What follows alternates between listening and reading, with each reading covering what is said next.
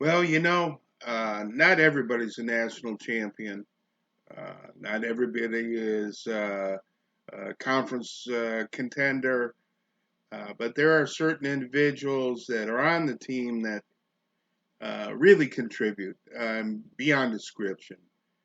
Those are the core individuals that are swimming in your lane and trying the best they can. And heck, it could have been me, it could have been you, but they seem to succeed in other avenues and just simply enjoy the love of swimming.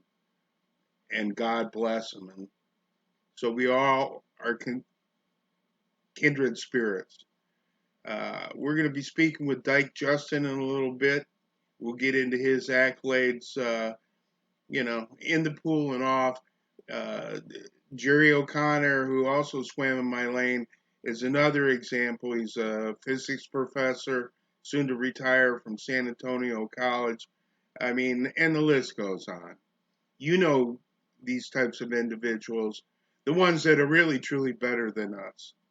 And I hope you do as much as I do. Look forward to hearing what Dyke has to share. Oh, P.S.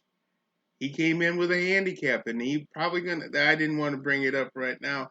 He had polio when he was a young kid, and he recently swam the Sault Ste. Marie. So go Cats. Well, I'm here with Jake Dustin, uh, lane number one. Swam with me for 3 years, and God bless his soul. Uh, After his third year, he had to focus on his academics, and then he went to Coolidge Law School, where he got his ability to be a lawyer. And heck, he was a judge for the Sioux tribe up there in the UP. I believe it's Sault Ste. Marie. Is that correct? Yes. Yes. Yeah. Uh, Very hard to communicate with lawyers. I'll tell you what. I mean, they have all these disclaimers and this and that and the other, and Sign waivers. To get him on film is really something else. Uh, Dyke, my question: despite your internet connectivity in the in the UP, could you share with me what Northern meant to you? Excuse me. Yes. Uh, Independence. I remember when I first arrived on campus. And if you remember, you and I took a walk that first week. And we just walked to campus. And I just took my wallet out and I just carried my room key. And it was just kind of feeling it just independent. And remember that first night you and I talked. And it was kind of interesting because both of us had girlfriends at the time that were named Deb. But it was just a very freeing type thing. It was a beautiful campus. You could walk on it and observe the great outdoors. It was kind of, I don't know what it's like now, but it's probably built up a little bit more. But I'm sure it still has a nice feel to it. But it was just, it was so different than what I came from in Fenton. Now, Can I tell you a story right now? Yeah, you can say anything. Okay. Well, anyway, you taught me something that I still use to this day. I tell the kids, the kids that I swim with, I had this guy by the name of Dave Bradshaw, and he was a hell of a swimmer. And in my second year, we were driving you nuts. We would touch it because you would be doing a set of say 200s, and you would be doing them on one time interval, and the rest of us were doing something on another time interval. So it get all jumbled up. Well, apparently, Jerry O'Connor and I and whoever else was in there at the time would touch the wall and stand up right in front of where you were supposed to be. Yeah, I remember that. Oh my God.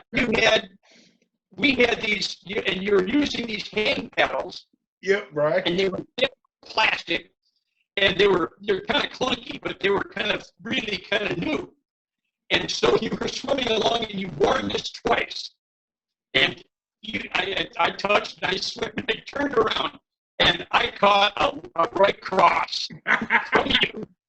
I don't think you intended it, but it didn't break your heart either. It was like, I told you, I didn't get any cut out of it, but it stung. But I tell you, I remember the rest of the time I got out of the way. And so I tell the kids, because we'll have 6 kids in a lane, and everybody does the same stuff. They touch and stand up and shoot the shit and everything else. Right. And it's very rude.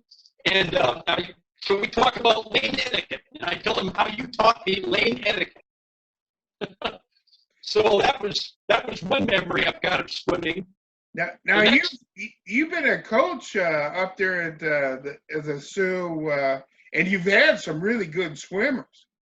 Yes, I've been fortunate enough to get a swimmer that he's starting today actually at the University of Milwaukee. It's a D1 school. They're in the same conference as Oakland. You've been talking about that kid for a while. Yeah, I privately and I coached him for 6 years straight. And we got down to 142 or so for a 200, which is pretty good. Oh, yeah. And he had and he did that actually swimming by himself. It was just him and me in the water. And it was really fortunate that I had a chance to see him swim and teach him a little bit and learn a little bit from him. He is going to be swimming this year. So far, they still got a season, and we're hopeful. And if he's going to swim this year, I'm going to be there at the conference meet for sure, and a couple other meets, because it's only maybe an hour away from where my daughters live in Madison, Wisconsin. So it's kind of nice. The other memory I've got, and you weren't around for some reason, you were sick, and so we were swimming at the University of Wisconsin at Waukesha, and of course, we had I don't know if Dave was swimming at that time, but that's where we were swimming. And the coach came up and told me he had a really good opportunity for me. And the guy I was swimming got a silver medal in the Olympics for Australia. And I swam the thousands, and I never got past so much.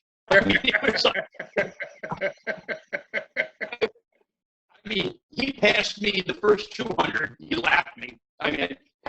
He lapped me. And he must have lapped me 6-7 times before he touched.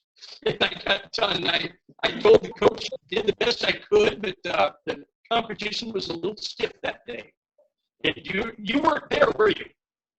I'm not sure, but I do know that you and Jerry had the greatest hearts, and you both had a love for swimming, and you're great. Well, I think you two were more elevated. I mean, I'm just some bull just trying to go forward, and you guys were like getting an education, swimming. I have focus, all that kind of stuff.